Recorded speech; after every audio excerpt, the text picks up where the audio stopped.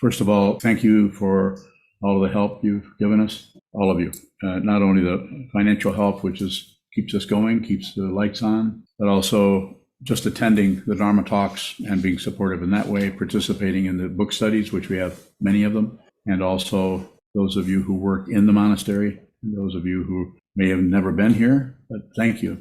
And if you can continue to help us, please do. The title of the topic of tonight's Dharma talk is Six Realms Cover-Up. So 6 realms are starting at the highest one is the God realm, the jealous God realm, the human realm, the animal realm, the hungry ghost realm, and the hell realm. And I'll go into each one of those a little bit if I can remember them. I have my phone in front of me here in case I forget one of them. I can always look it up. So if I get a text from somebody and get wound up in that, then I'm sure you've had that experience. And so this, sometimes people suggest topics or titles, and Mozuku asked about this particular, how the realms, what happens in the 6 realms. Traditional Buddhist teaching about states of mind, or you could actually say an actual realm of hell or a realm of gods. So I'm going to talk a little bit about that, how those work with the three poisons: passion, aggression, and ignorance. And so we'll move around in that area, some of it based on what I'm saying, and also based on what you come up with yourself and what you are asking about. So start at the God realm. The God realm is a state of mind that is busy. And it's busy puffing up, being full of pride. Occasionally the God realm will get embarrassed about something and fall down into shame, but it's still a God realm functioning. It's just I've lost my bearings. I'm not doing too well. Quite often we'll come right back into some kind of an explanation or judgment or something about why that happened. Someone won't be responsible for it. But it is a cover up because you are covering up the actual truth of reality, which is not separate. Nothing is separate from anything else. There are no separate beings. This is an illusion. All these people all gathered together on screens and in the present moment, including this old man sitting here. This is an illusion that you are deluded by. And when you're deluded by an illusion, you think it's real. And that's what's happening. I'm not accusing you of anything. If you think otherwise, come and get me. Show me how you're not deluded by this. I'd be happy to let you come up here and sit. I'll leave. Want me to do that? Don't I have any show-offs here? And of course, if one of you on Zoom, I'm not paying for your flight. So you're going to have to do that. God realm is so completely content and happy with himself, herself, themselves, that they don't even look at the fundamental nature. They just believe that they're a little bit higher, a little bit better, a little bit more in control, have a pretty good intelligence, pretty much able to think circles around anybody that says anything about anything. They might say, yeah, I kind of see what you mean, but they're actually thinking, fool. Constantly, they keep themselves up in the air by judging others. And it's not that judgment doesn't have some truth to it, relative truth, because everything shows up as in oppositions. So that's just a way of covering up the truth, is to be in that state of mind, that God realm. It's just a way of talking about it. They aren't particularly gods. The next one down from that is the jealous God realm, those who are trying to get into the God realm because they're competing, they're looking who's the competition here, and they're competing against others. The whole corporate world is full of this kind of situation. Not that other areas of academia aren't doing the same thing. Even the spiritual path. If you talk to people on the spiritual path, a lot of competition going on there. And there's some areas, of course, where competition is encouraged, like in sports. If you want to go to a university, you want to get a scholarship, you're going to have to prove to them that you're, I guess, smarter than everybody else, or most people. Take a test, what they call the SAT tests or something. I don't know if they use those in universities, do they? No, they do. And that does mean that you are skillful at something. So that doesn't mean that you're particularly intelligent in a fundamental way. Some people who are extremely smart are in the God realm or in the jealous God realm.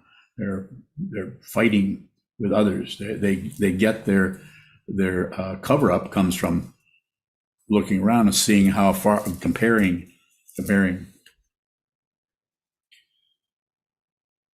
I don't often use my phone, but this time I got some notes I probably will forget. And since Mozuko asked me to do this, I want to make sure I cover each one of those realms. They're busy competing and comparing and competing and looking how far they are and measuring where are they at, how are they doing, are they better than this, are they better than that, is somebody getting ahead of them? And that happens everywhere, including in the nursery school. Happens all the time. As soon as you meet a small child, you can talk to them a few minutes, you can just about see what kind of realm they're going to have to deal with for the next maybe 60, 70 years, or not, maybe not. Next one, human realm is the one that, of all the 6 realms, that's the one that you're most likely to hear the teachings or hear that these teachings of the Buddha make some sense on some level. So even though the majority of your time may be spent in one of the other realms, there's some human realm. In other words, human realm is characterized by pretty much being in the present moment, basically, but not necessarily clinging to it. A lot of curiosity, but it's also ruled by passion, grasping. So there's a lot of desire going on there. There would be a lot more demand going on in some of the other realms, which we'll get to. So there's a little bit of a light touch there, and if you're in, and that's a state of mind, or might characterize your whole life, more than likely you will hear the teachings of the Buddha in that realm. Although it has been said now in the tradition that the Bodhisattvas appear in every realm. Jizo Bodhisattva, or the Sanskrit is, I believe, Kshitigarbha, appears in hell to save beings that are trapped in hell, or in which we will cover in a few moments. So I could say more about that, but let's go through the other ones. Animal realm is busy doing whatever they got their nose in. One of the examples is like a pig, who is a pretty smart animal, but they're so busy just rooting around, looking for something to chew on, something to eat, or somebody's fence to uproot, which they're pretty good at doing.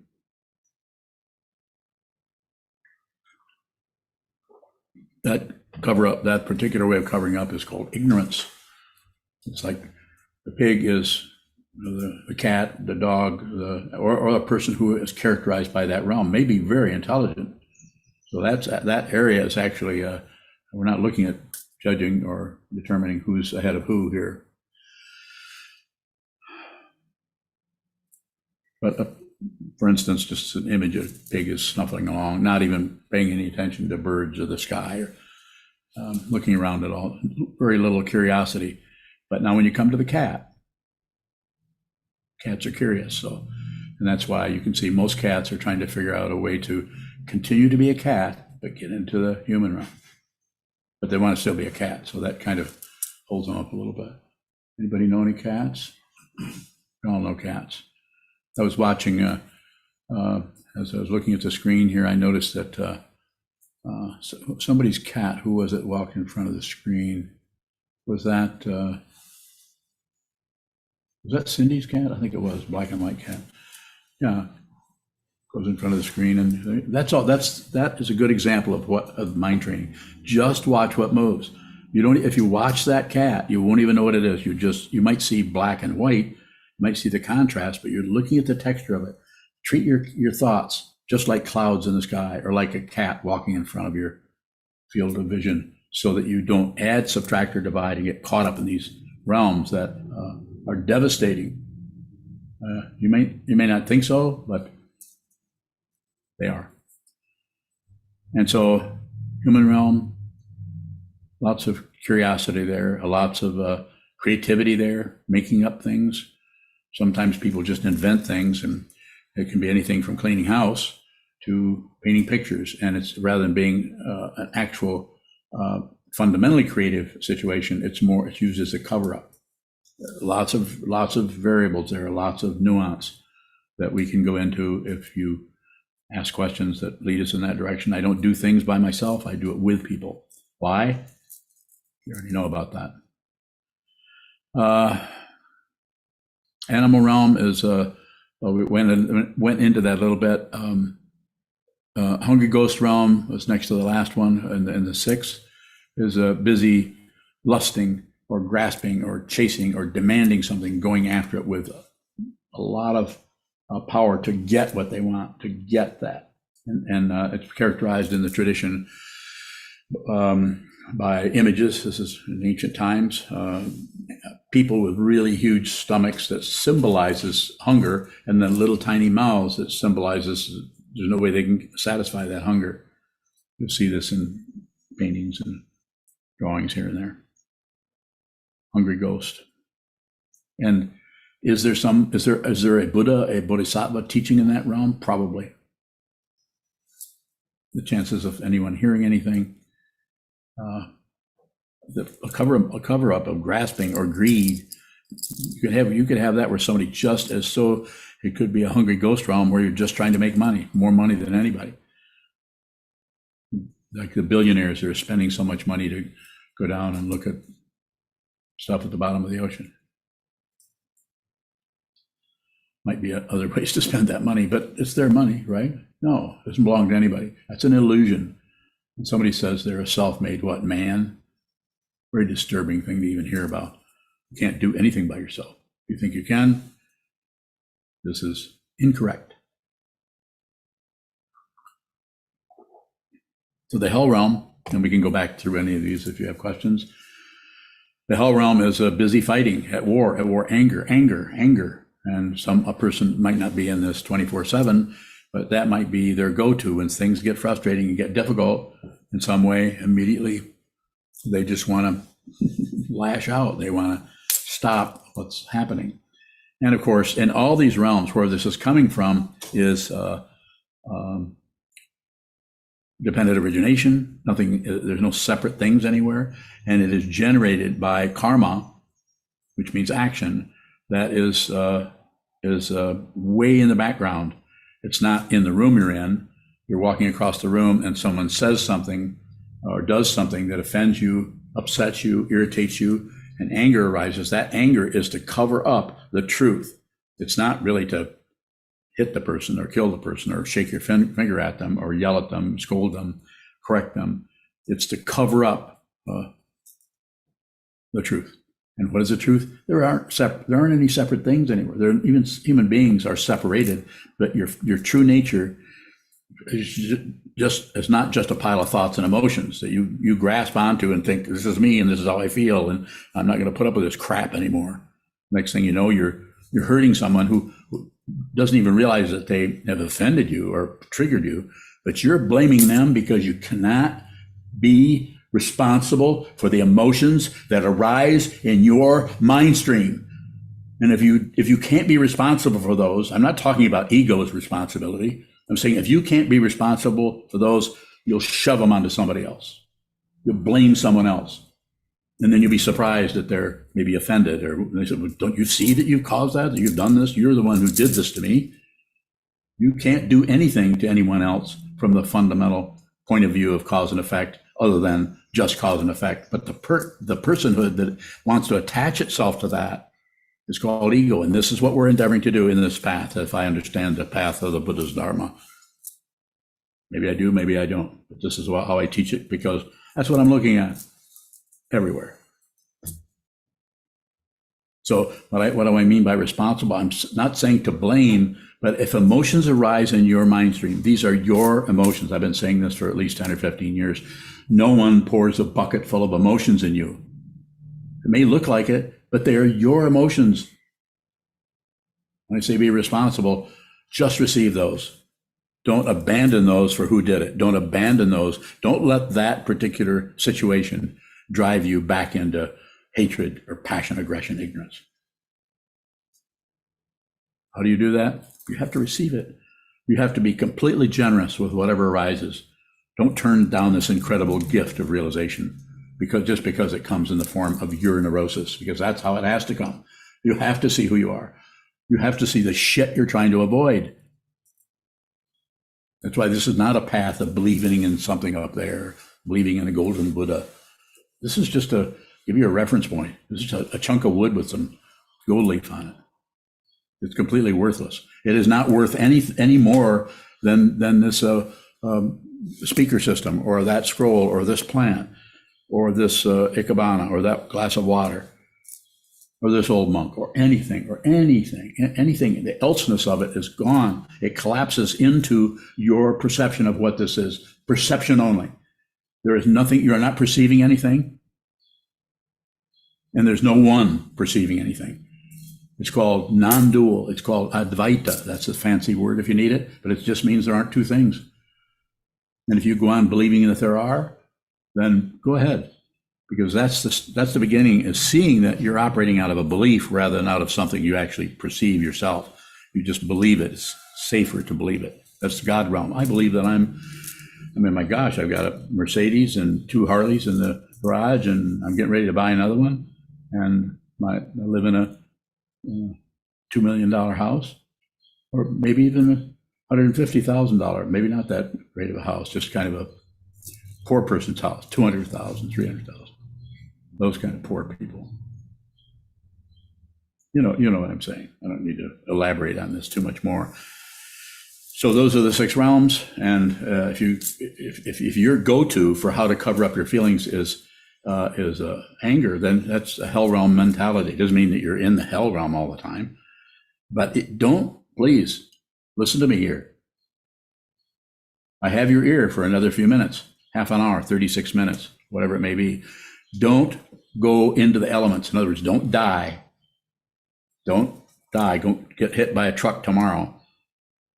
Don't die after you're 76 years old or whatever. Don't do that without finding out who this is. Because if you realize who this is, then you don't die when you die. Nothing really dies. But if you think you're a person that needs to continue, you think you're somehow, that is more important than the truth, then that singularity called an ego will continue to go back down into the intermediate state, and karma will bring you right back up through the 8th consciousness, and you'll go back into the 7th consciousness, and you reestablish that person, even though you just were born 3 hours ago. It's back already. Look at any child. I don't care if they're 3 days old or 3 years old. You can see the karma showing up. That they didn't suddenly run into that. They're already coming in with that fresh load of crap that came from another lifetime. Not only the crap, but also the talents, the ability, the genius, the kindness, the generosity, all of those things that are dependently risen. But compassion is not something you produce. True compassion comes out of wisdom. If it doesn't, then it's just sympathy, or it's just feeling sorry for someone. And it's also kindness that you could generate for someone.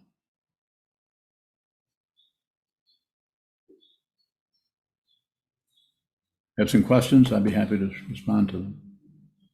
Let me start right over here. Was it good bowing? What did I do? Helpful. Oh, okay, good. What's your question then?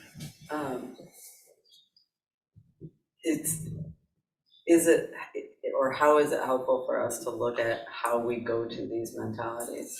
Just observe it. This is what you're training. If you come in here, you've been here for years, come in, sit down, hold still, face the wall, and watch the way you keep believing everything that comes up, or disbelieving it, or trying to ignore it. Just observe the 3 poisons operating in all these realms.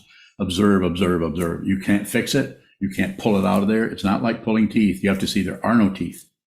There are no teeth. There is suffering. It's unreal. It's vividly unreal in emptiness, yet there's still form, to quote my teacher, the Vidyadhara. You have to see that it's unreal. When I say you have to, you don't have to do anything. Go play golf. Forget it. Life will go by. You have a job. Am I being flippant? Yeah, because people that live that way say, I'm not going to work. I don't need to meditate. If you run into somebody that is unlucky enough to not see any suffering, they're not going to meditate. They're in one of these realms, just happy as a Is that, what do they call those, peaches? Yeah. No, happy is a rabbit. A rabbit's happy? You're not going to answer me? Oh, okay. I don't either. So come back to your question. Just observe this. See what this is yourself. It'll eventually, everything will drop down out of this crazy mix master up here, food processor, and we'll come here. And it's not. I'm not talking about the blood pumping organ.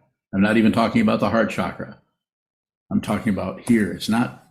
Maybe it's here. Maybe it's under your armpit, but some kind of presence is here. Consciousness does not have a particular form. Consciousness finds the form that it needs, depending on the karma that is arising in your life or my life, or my mind or your mind, or whatever you do with that bucket of emotion that you thought was poured into you, when actually it's yours. It's your emotion.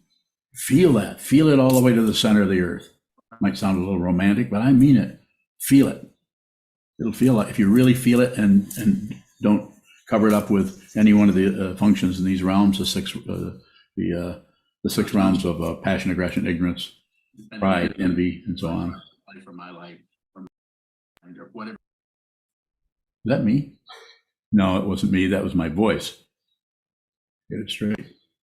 Okay. Hi. How you doing? You have a question? Did you? You say consciousness finds its own form. Does consciousness need form? No.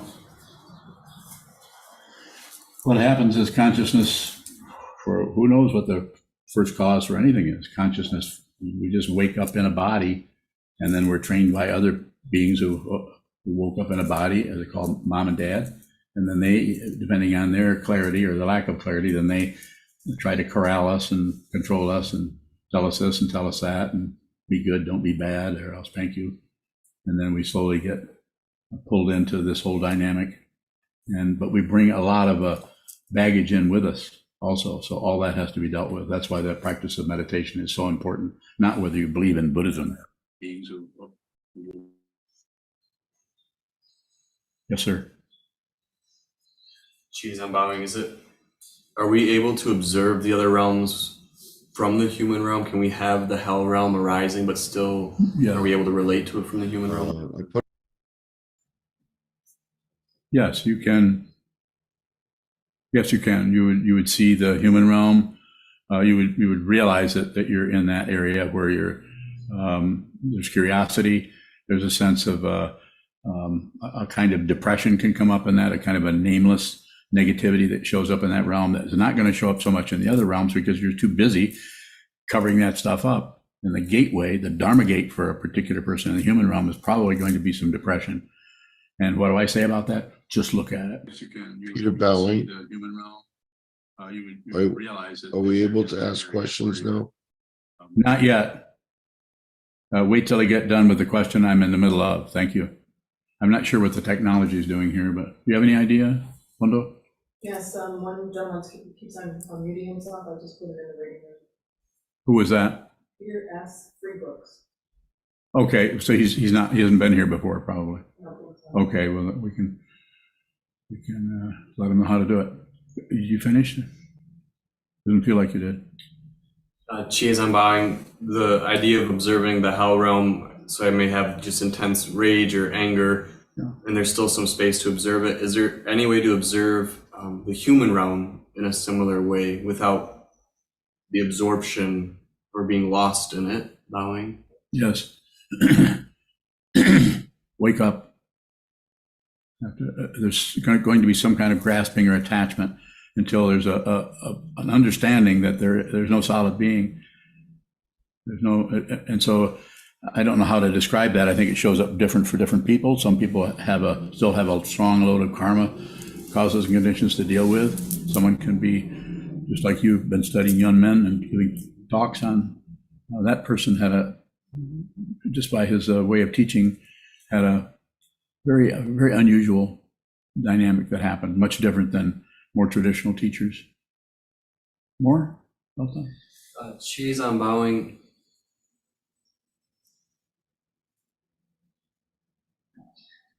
Does consciousness, in order to manifest, have to be in one of the 6 realms? No. So the realms are just kind of to describe the samsara, or that we're caught in this wheel of life and death, life and death. So it's probably going to dip in and out of that in some way. If you're a human, then this is what you're going to have to deal with. So I'm not sure what it is you want to know. No? Is there any way to talk about consciousness, or what is consciousness that's not manifesting out of one of the 6 realms?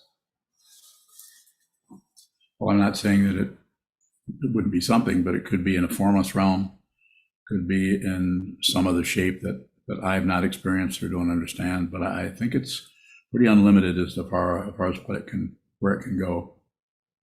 She is embodying a bodhisattva who finds themselves in the human realm, say. What is that functioning? So they're functioning relatively in a human realm, but is there any reference point for that functioning? Other people who are suffering. To use your words, bodhisattva, an enlightening being, or one who is on the path who has been inspired by the words of the Buddha or the Buddhist teachers, one is on the path to seeing their true nature, on the path to awakening enlightenment, then that person would be relating to, other people to fundamentally help them, not make things worse for them, not enslave them, or not even make them students particularly, but meet them where they're at. So that might not show up as help to that person, because they might see it as the kind of help I got from Kobun, who saw where I was at, is to abandon me. I mean, from the relative point of view, I was pretty upset about it. That's been over 30 years ago. But that's exactly what I needed, so that I could look at what he could see that I was avoiding, which was my own neurosis and my own self-deception. If you wanted to talk about it in a relative way, I'm very lucky to have a teacher like that. More about? Okay, good area, yes. Was it about Chazan was bringing up, can you be in the human realm and see the hell realm showing up? Is it possible to be aware of what realm you're in any other realm? I don't know if that's true. Human realm is the one with the most, we call it objectivity, to look around and see other people that are filling themselves up with just being full of pride and full of, I'm better than everybody.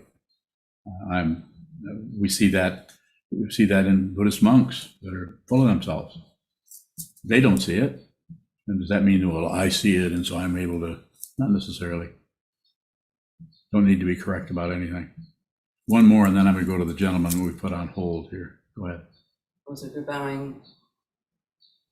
Is sitting on the cushion a way to keep ourselves or try to encourage ourselves to be in the human realm? Sure. It's unlikely for anyone to sit on a cushion whose their whole way of working with things is mainly hell realm.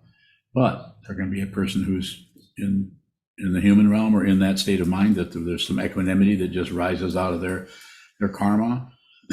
Who knows who they ran into 3 lifetimes ago that brings them back into this milieu called the Buddhas, teaching of the Buddhas. But we don't know what that is. There's no way to trace any of that. Even doing past life work or something, or deep consciousness work, it's not always what you would call, the common words, dependable. You can't find proof for anything. But if you're on the spiritual path, you don't need proof. If you're looking for proof, find another way. Go find some proof somewhere. Spiritual path, there's no proof for this. If you realize who you are, you won't need anybody to come and doing a good job. I think you got it right. You won't need that. And if somebody offers you that, you probably say thank you. Okay, you can. There's somebody trying to talk, and give me your question, and I'll try to respond to it. Peter Bellin. No proof for this. If you realize who you are, you won't need anybody to come in. I'm lecturing myself. If somebody offers you that, shut me off. You can't do it? I can't. Huh. So there's no way anybody can ask a question on, like Peter can't ask a question? If he's playing your talk in the background, if that's happening, he needs to mute it. Yeah, could you shut off my talk, Peter, and then I'll answer your question if you have it on. You're muted. So then he shuts it off. He won't be able to hear me say you're muted. Oh, this is a terrible Mobius strip we're caught in here. Can you hear me now, sir? Yes, sir, I can. Please continue. Okay, I've been to a number of your, My talk, Peter, and then I'll answer. your question can the if you have it on. tech that's running running it do it for me, please? I don't know. She says she can't. She's looking right at the screen. I don't know if, Sokuzan, you have any clue about Does that? he have YouTube open? Huh? Does he have YouTube open? Do you have YouTube open? YouTube? I've been to a number of your, We could do this for the rest of the hour, and that would be the teaching, wouldn't it? tech that's running running it do it for me, please? This is samsara. This is how samsara looks to someone who is who realized. Do you have any clue about that? Peter Bowing, I still have a question. Do you have YouTube open? I don't, it could be. Yeah, go ahead. I'm on That Zoom, would be the teaching, but you're on Zoom. okay, don't know where that- and, Noise is coming from. and yeah, This is samsara. This is how samsara looks. That's Someone who is who realized. YouTube open, and I still have a question. Do you have YouTube open, Peter? I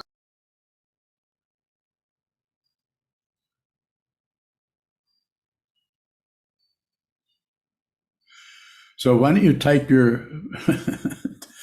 go in the chat box and type in your question there. Maybe I can respond in that way. Otherwise, this is quite entertaining.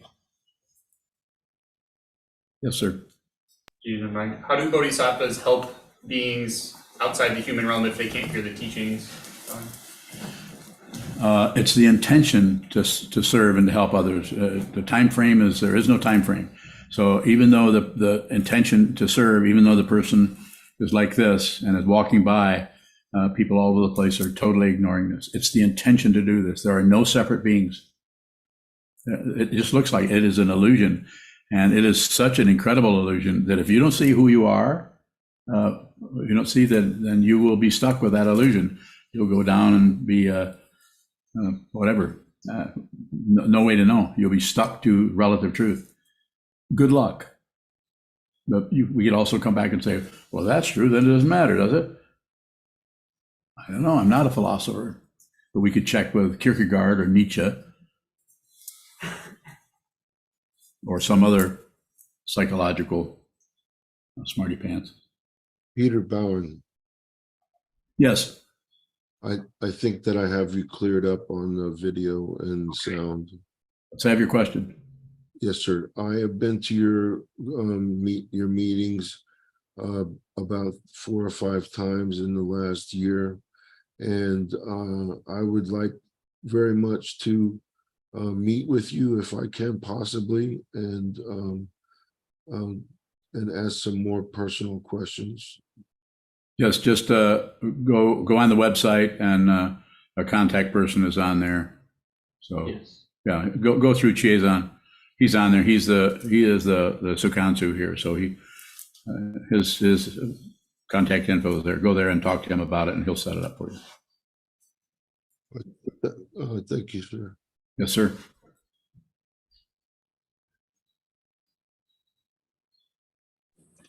Kayun bowing. Ayun, go ahead. Did I hear you correctly saying that emotion itself is a cover-up of non-duality, bowing? You might have heard me say that, but what I intended to say, and I may have not said this, but I intended to say that it's the grasping. It's not the emotion. Emotion is wonderful. Emotion, if there's no self, if you see there's no self and there's no other, the emotion flows like crazy. You have emotions all the time, everywhere. Every time you come in contact with somebody who is having any kind of difficulty or not difficulty, you're flooded with their emotion because you're not separate from them. This doesn't mean you're reading their thoughts. All you have to do is just look at somebody, stand next to somebody. Everybody radiating everyone. Everyone is radiating everything, every direction. You don't miss much because you're no longer tangled up in the briar patch of your own ego. Like, who am I? What am I doing? What do they think of me? Blah, blah, blah, blah, all of that. Instead, you're just an open wound all the time. Is that some kind of negative way of, no, that's what shows up when I try to think of something that's very, very sensitive, but is not defending itself against anything. Sometimes it's taught that way, that it's like an open heart, or it's a broken heart, or it's just you're no longer at war with anything. You're no longer taking sides. You cannot be drafted into the service of any maniac or any dictator, including your own ego. So that you could be extremely emotional. Sometimes the person who is a monk or who is a mendicant or even, this is one of the reasons in ancient times that people were taught or practiced celibacy to get away from the emotions. I think that's foolish. That being said, I think that in the culture in that time, that probably needed to happen that way, so there could be some kind of stability. But that's the emotions between human beings, men and men, women and women, men and women, women and, it doesn't matter. The sexuality is somewhat beside the point, although it's very specific in some cases, and maybe in most cases. But it's this emotional desire for something else, the demand for something else. If there's no demand, then there's just pure enjoyment. And that way, it's like watching the weather. This is why we enjoy thunderstorms, as long as lightning isn't striking our abode. But we enjoy that. It's energy that is just dependently risen. We don't shake our fist at the clouds, although maybe you would.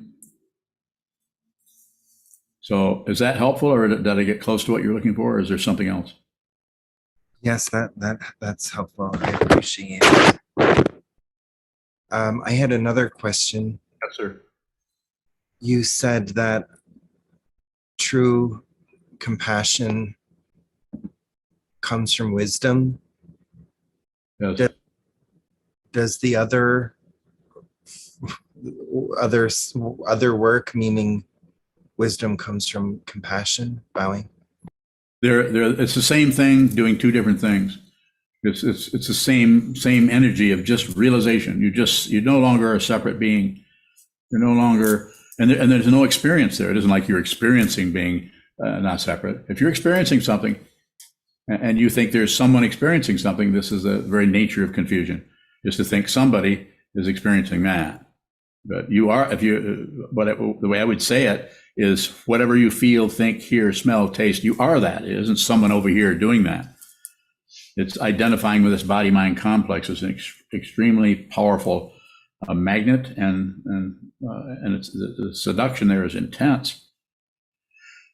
That's why to be able to see that consciousness is not a separate thing. It doesn't belong to anyone. There's really no boundaries there at all. When you realize that, all of the boundaries that you were setting up to protect yourself from this and avoid that and go on this way or that way to try to create some kind of realizer or some kind of calm abiding, or not going to work.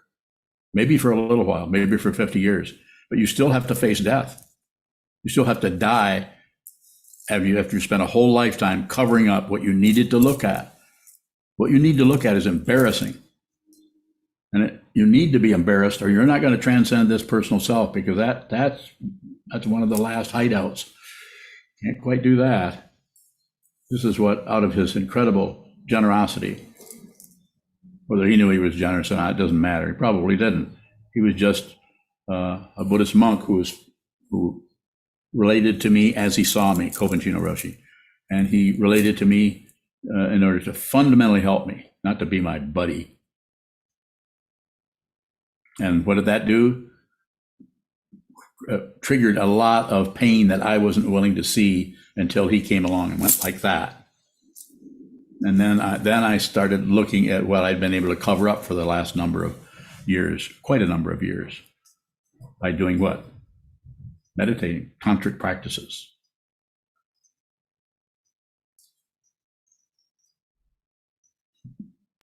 Kayan Bowing, you're saying that you were covering up with the practices, Bowing. I was, and I'm not saying that you can't do tantric practices or any kind of practice, even vipassana, and have that be exactly the practice you need to do. You just need to have a teacher teaching you. Need a teacher.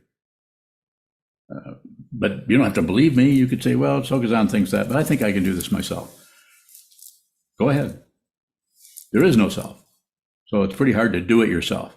You just about need to meet someone who has realized, who is able to relate to you in such a way that they help you so you can't cover up what you've been covering up.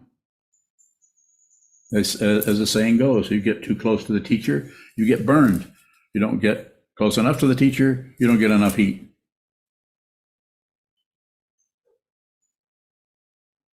Go ahead, Kayan, you have something?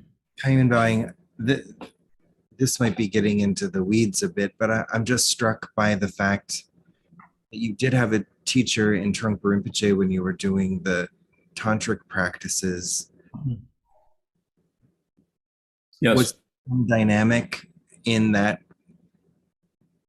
relationship or community that was more conducive to covering up than the dynamic with Kobun, who also seemed quite removed personally? Bowing. I think it's so personal, so individual. I think that Trungpa was a great master, was characterized as a Mahasiddha, a great being. Anybody that met him was very lucky to have stumbled into such a man, a teacher. And without him, I wouldn't have even been able to even meet Kobun. So, I mean, it's like kind of making a joke about it, but Trungpa Rinpoche came along and kicked my butt. And then when I met Kobun, he kind of ground what was left into the dirt. You know, it was embarrassing to know that to have somebody come and act with you in such a way that all you can do is see your own neurosis. It's painful. I spent years looking at it and before I could get back to him and ask him again for the precepts. He died 6 months before I was able to get to him. So kind of I don't mean this to be kind of like a confessional thing. I say it sometimes because it's just kind of it's so definite. I met him. He related to me in a way that I wasn't able to do what he told me. He said, just observe. You don't take precepts, you observe them. I think that's what he said. Isn't that what he said? You don't know? It wasn't there. Well said. Well said. Who was there? Yeah, nor do I. You don't have to know. You don't need an identity. It's useless. It gets in the way of all this incredible gift of a human life that you have, precious human birth. You don't need anything extra. You have whatever you have, that's exactly what you need. Realize it. Don't believe anything I say. Naisho, you have your hands up. Naisho Bowing.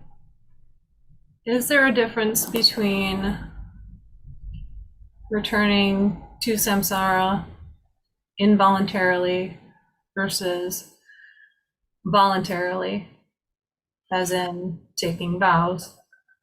Yeah. Bowing.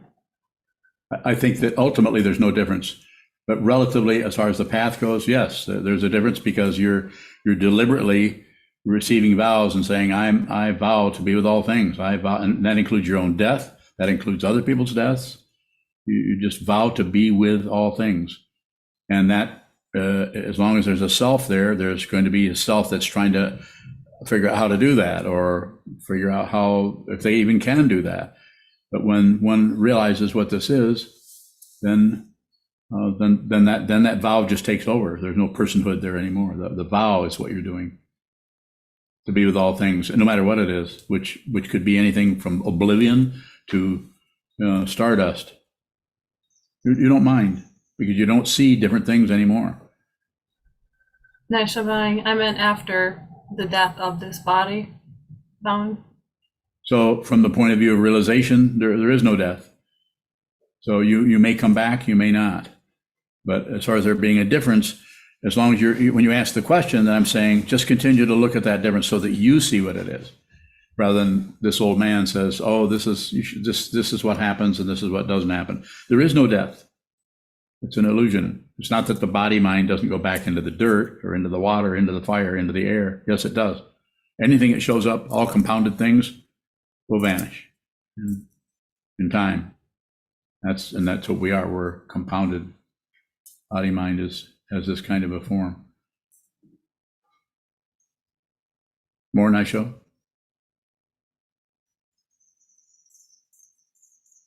Mahesh. Mahesh bowing. So how can we put ourselves into embarrassing situations in our day-to-day life? Bowing.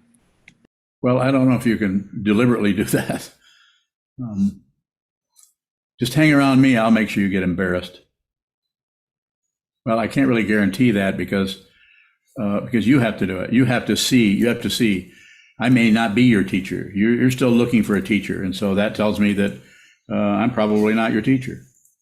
Because you've met me, and if this isn't showing up as your teacher, then go find someone. Go look around. I think that's what you're doing already. But I wouldn't spend too much time shopping because eventually the supermarket closes. Just look around. Don't do anything unless you have to. Don't believe me.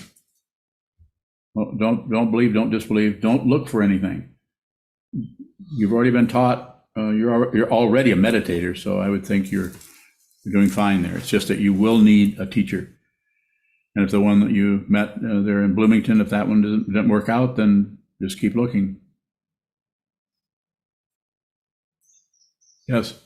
Otis from Anna asks, I would like to know your view on therapy and antidepressants. Well, I'm not sure what you want to know. My view, I'm not against anything. I'm not for anything. But I think therapy, I mean, the person that's just read the question to me is a therapist, and she's also a fully ordained monk. There's several in this community. I'm all for anything that will help people. A fundamental understanding is to help people, not to get everybody to convert to Buddhism. And they may need to do that, they may not. If you need to do that, I'll help you. If you don't need to do that, I'll work with you or help you, support you wherever you're at. Very, very difficult to do much in this area without some kind of training.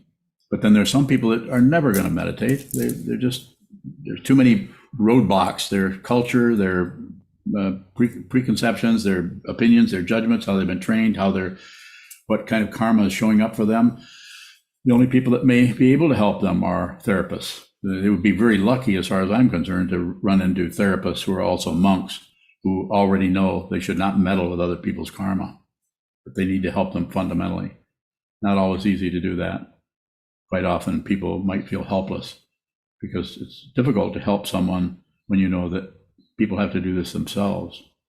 But as far as I would think antidepressants, I've been talking to people about their antidepressants for years. Many years ago, I had students that took Prozac, and I think they had Wellbutrin back then. There's all different kinds these days. I think that's fine. Anything, if it helps you. So you might say, well, that's going to block out, you feel too good. You're going to have to look at all that negative karma. I say, take your philosophical ass out of here. That's what I would say. You don't need to philosophize about anything. You can just do that. You just help people.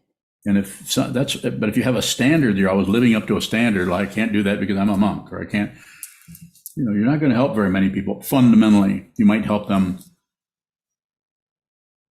relatively, but to fundamentally help people, you have to step into the danger yourself. You can't just be this reserved monk or this reserved person who's doing everything that's told by the Dalai Lama or Sotoshu in Japan, or anybody. Don't do what you're told unless you need help. Then go to the teacher and Make sure it's a teacher that's not manipulating people and controlling them and abusing them,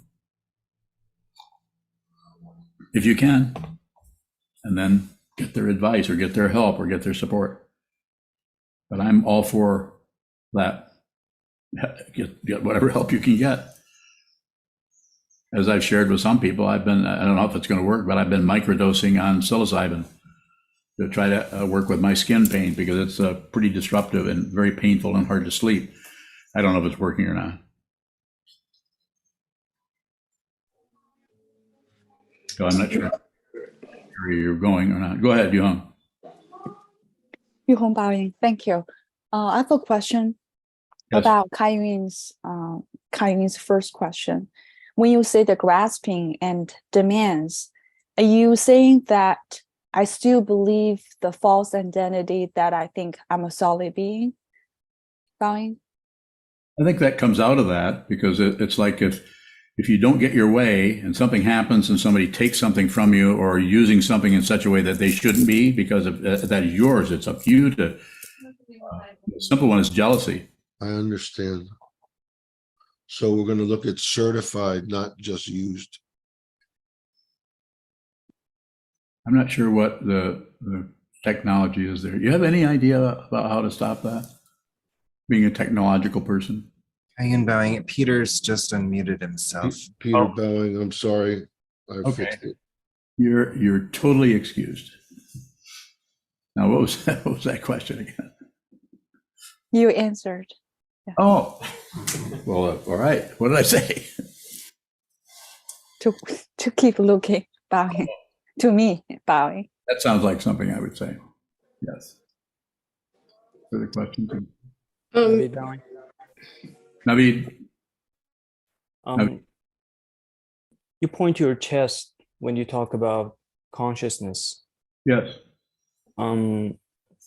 Is consciousness somehow centralized in chest area in the human body? Bowing. Not necessarily. Consciousness doesn't, it finds any, whatever form. Like you can actually move your consciousness up to the sky. It might not feel like it. You might not get proof of that, but do it. Just, I'll count to 3 and everybody move your consciousness 10 feet above your body. 1, 2, 3.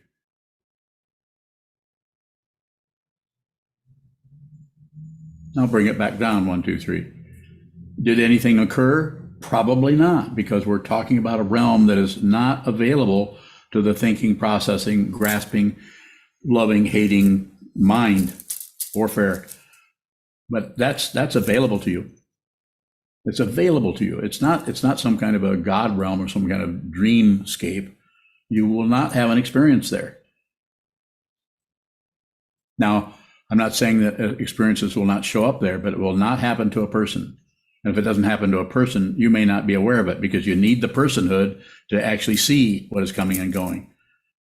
That's why we use those, so that we can make sure that I'm the one who's really angry, or I'm the one who's really knows the right way, or I'm the one who, on and on and on. You notice nothing occurred, right? Wrong? What? Anything happened? Really?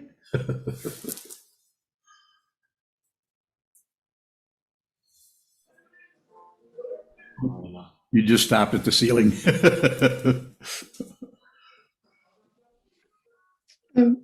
Susan Bowing. Susan.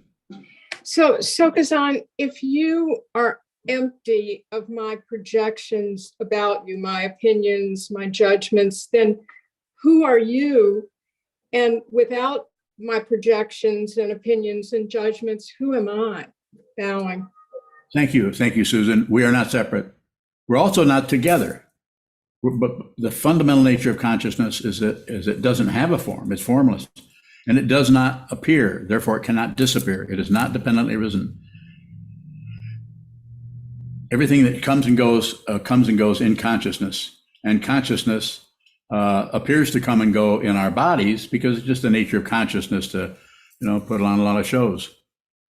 It finds the form it needs. If it needs to talk, it develops the vocal cords. If it needs to smell, it hires somebody to sniff around. I mean, it's very relative. So relative, it's just totally pragmatic. But when you say, who am I? We're not, I see it. You don't. I see that I'm not separate from you. If I didn't see that, you'd really piss me off. But you don't piss me off at all. I love you very much. I'm willing to tell you that right here in front of Jehovah and everybody. Now that I've said that, now you ask another question. I guess I see how, I mean, you helped me see how these projections are just, I mean, I don't know, is the word ridiculous? I mean, they're just, I mean, they make it seem like the world is revolving around me. I'm making, you know, these decisions or these opinions, but, and then you help me see that it's not like that. It's different than I thought. Bowing. Okay. Any question?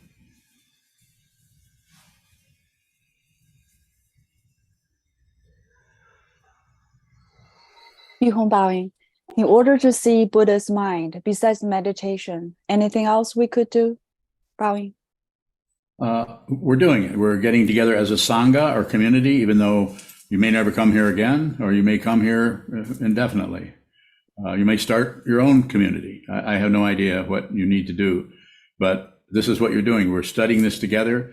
This person is endeavoring to teach out of what they're looking at, and then the community are coming this way to study the teachings of the Buddha as they come down to us through 2,500 years of teaching, lots and lots of teaching and study, and people who have realized this, what the Buddha was pointing at, and began to express it in their way of talking about it. Just like I was mentioning Yun Men, who was a really outrageous, outlandish teacher.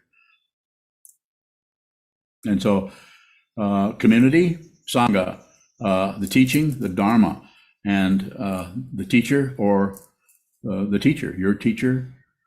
I had 2 teachers. I've had several more than that, but 2 main Buddhist teachers that that in order to do what I'm doing here, is presenting myself as someone who understands maybe a little bit more than you do about this. I couldn't do that without the help of both of them. Thank you. Fine. Welcome. Is there a final question anywhere, especially from someone who has not asked a question? Tenzan bowing. Tenzan, go ahead. Can ego distinguish between what is received and the sort of overlaying that it does? Bowing.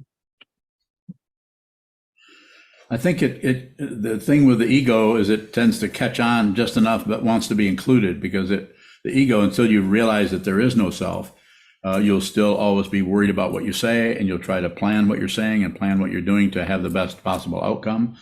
It's not that that's incorrect. It's just that it's grounded in relative truth, which is relatively what? True, relatively, but it's not ultimately true. So the ultimate truth starts to show up when the grasping at a self and the grasping at another, belief in a self, belief in another, when that just starts to come apart, and you don't come in and rebuild it. You don't come in and reconstruct anything. You're willing to be in that. The basic teaching there is called shunyata, emptiness. Everything is empty of what you think it is. This is a way of teaching it. And then the other way of saying that, on top of that, it's not only empty of what it looks like, but it's full of what it actually is, which is, it's full. It's full. It's full of everything, everyone, everything. Nothing is left out anywhere. Full of that. And you see all of it. But first you have to go through that gate of emptiness so that all of your own ideas and conclusions and hopes and fears can just come apart. It's called the spiritual path. It's not the mundane path. Tenzan bowing. Is it necessary to attempt to distinguish between what is received and what is produced? Bowing. I think there's quite a bit going to happen in that area for each person, maybe in a different way. And I would say the way you ask, I would say, yes, just your particular way of your mental approach to things. I would say just keep going, just keep looking at it the way you're looking. And eventually that will, If you don't do anything with it, you can kind of say this about everything. If you don't do anything with it, just the very nature of relative truth, it will start to morph into something else. Just like if you just look at the suffering, it will go away because it's not kept moving by pushing on it. It's not kept moving by fighting with it or blaming anything. You're not joining into that merry-go-round. You're just observing the merry-go-round. And where is consciousness when you're observing the merry-go-round? Still, standing still, observing. You're not getting on to decide whether you're going to ride on a horse or if you're just going to stand there like an adult with a child on a horse, or where you're going to sit in one of those benches, where there's probably some gum you can sit in. Okay, I think we're good. Thank you so much for attending. Thank you for all of your questions, and I hope everyone has a pleasant evening. Hi, I'm Senju, one of Sokuzan's monks. Sokuzan offers his wisdom tirelessly with complete love and devotion. If you value these teachings, Sokuzan, the mandala of SokukoJi, please consider donating at sokukoji.org. Thank you.